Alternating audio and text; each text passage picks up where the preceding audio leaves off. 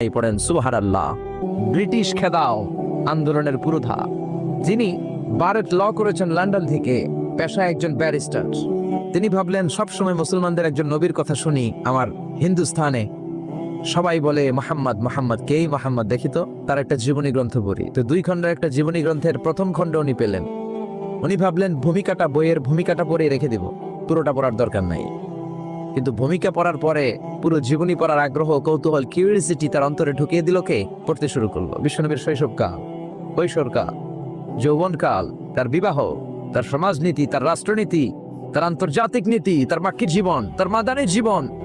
পড়তে পড়তে প্রথম খণ্ড শেষ। এখন দ্বিতীয় খণ্ড পড়ার দরকার আছে না নাই?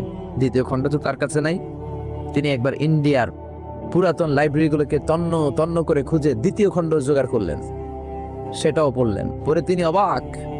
তিনি কমেন্ট করলেন, I have scanned lot of biographies in my life, but the biography of last messenger Muhammad was an unique, unparalleled and fantastic biography I've ever read. চিল্লায় বলেন আল্লাহু আকবার।